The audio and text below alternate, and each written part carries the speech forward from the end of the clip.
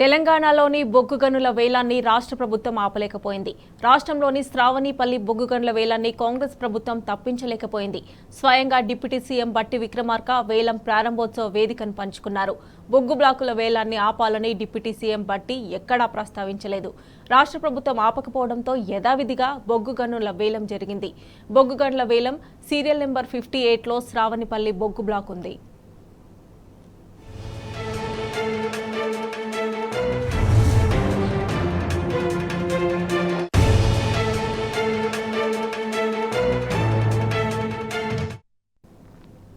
తెలంగాణలో బొగ్గు గనుల వేలం చోద్యం చూస్తున్న కాంగ్రెస్ సర్కార్ తీరుపై మరింత సమాచారాన్ని మా ప్రతినిధి లివిల్ అందజేస్తారు. లివిల్, మమత ఏదైతే ఇవాళ సింగరేణి బొగ్గు గనులను ప్రైవేటు పరం చేసేందుకు ఆ కేంద్ర ప్రభుత్వం ఒక ముందడుగు చెప్పుకోవచ్చు. ఇందులో భాగంగానే ఇవాళ ఒక బొగ్గు గనులకు సంబంధించి మొత్తం కూడా ప్రైవేటుకు దారాదత్తం చేసేందుకు కంకణం కట్టుకుంది. అందులో భాగంగానే ఇవాళ ఆ బొగ్గు గనుల 10వ వేలం సంబంధించి ప్రారంభోత్సవ కార్యక్రమం చేసింది.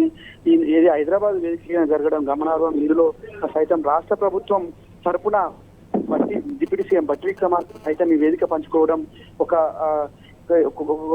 ఏదైతే రాష్ట్రానికి సంబంధించిన సింగరేణికి సంబంధించి బొగ్గు గనులను ఆపడానికి ఏమాత్రం ప్రయత్నం చేయకుండా ఒక బొగ్గు గనుల వేలానికి సంబంధించిన వేదిక పైనే అతను కూర్చోవడం యావత్ సింగరేణి కార్మికులకు ఇబ్బంది, ఒక విచారకరమైన చెప్పుకోవచ్చు. ఎందుకంటే అతనే రాష్ట్ర ప్రభుత్వమే ఈ బొగ్గు గనుల వేలాన్ని ఆపుతుందని చెప్పేసి ఎంతో ఆశగా చూశారు. వారికి నిరాశ అని చెప్పుకోవచ్చు. అంతేకాకుండా సింగరేణికి సంబంధించి గత 10 సంవత్సరాల్లో తెలంగాణ రాష్ట్ర ప్రభుత్వం, నాటి బీఆర్ఎస్ ప్రభుత్వం ఏనాడు కూడా వేలానికి అంగీకరించలేదు. వేలానికి అంగీకరించకపోగా మా గనులు మాకే హక్కుంటది, మా సింగరేణి బిడ్డలు ఇవాళ సింగరేణికి కార్మికులుగా ఇవాళ ఇక్కడ ఎంతో మందికి ఉపాధి కల్పిస్తున్న సింగరేణిని మేము ప్రైవేట్ పరం చేసేందుకు ఒప్పుకోమని చెప్పేసి నాటి బీఆర్ఎస్ అధ్యక్షుడు బీఆర్ఎస్ ప్రభుత్వానికి సంబంధించిన నాటి ముఖ్యమంత్రి కేసీఆర్ సైతం అనేక లేఖలు రాశారు. కనీసం వారికి కేంద్ర ప్రభుత్వానికి ఎక్కడ కూడా తలొగ్గలేదు. అలాంటి తరుణంలో ఇవాళ కాంగ్రెస్ ప్రభుత్వం వచ్చిన 6 నెలల్లోనే బొగ్గు గనుల వేలానికి సుముఖత చూపడం, కేంద్ర ప్రభుత్వంతో స్వయంగా వేలానికి సంబంధించిన వేదికలో పాలు పంచుకోవడం చూస్తుంటే ఇది నిజంగా ఏమైన చర్య అని చెప్పి సింగరేణి కార్మికులు లోకమంతా చెప్తుంది. ఇప్పటికైనా ఈ బొగ్గు గనుల వేలానికి సంబంధించి రాష్ట్ర ప్రభుత్వం ఒక ఏదైతే దానికి ఒక ప్రకటన చేయాలి, బొగ్గు గనుల వేలాన్ని అడ్డుకోవాలి. ప్రైవేటీకరణకు ఇదొక మార్గం సుగం చేసే విధంగా ఇవాళ ఈ బొగ్గు గనుల వేలం అనేది నడుస్తుంది. ఇవాళ శ్రావణపల్లి బొగ్గు గనికి సంబంధించిన బ్లాక్ ఉందో ఆ బ్లాక్ ను ఇవాళ ప్రైవేటు పరం చేసేందుకు కంకణం కట్టుకుంది. అందులో భాగంగా రాష్ట్ర ప్రభుత్వం కూడా ఒక కలిసికట్టుగా పోవడం ఇది దుర్మార్గమైన చర్య అని చెప్పేసి కూడా కార్మిక లోకమంతా మండిపడుతుంది. సింగరేణి కార్మికులకు హక్కుగా ఉన్న సింగరేణిని వల్ల ఎందుకు ఒక ప్రభుత్వ రంగ సంస్థను ప్రైవేట్కి ఎందుకు చేస్తున్నారు అని చెప్పేసి కూడా తీవ్రంగా మండిపడుతున్న పరిస్థితి.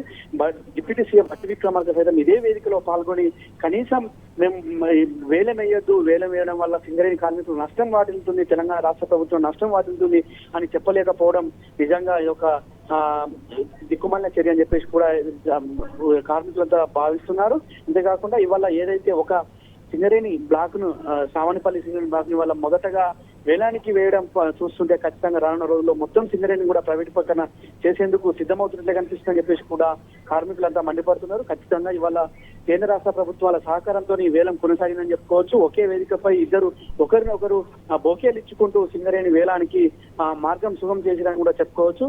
అటు కిషన్ రెడ్డి మాట్లాడుతూనే మేము వినతి పత్రం ఇచ్చామని చెప్పాడు, కానీ ఎక్కడ కూడా వినతి పత్రంలో మేము బొగ్గు గనులను వేయకుండా ఆపలేకపోయామని చెప్పేసి కూడా చెప్పలేకపోయారు. కనీసం ఒక వేదిక పైన ఉన్న డిప్యూటీ సీఎం బట్టి విక్రమార్క కనీసం బొగ్గు గనుల వేలాన్ని అడ్డుకోలేకపోయారని మాత్రం స్పష్టంగా అర్థమవుతుంది. మమత. రైట్ లివిల్, థ్యాంక్స్ ఫర్ అప్డేట్స్.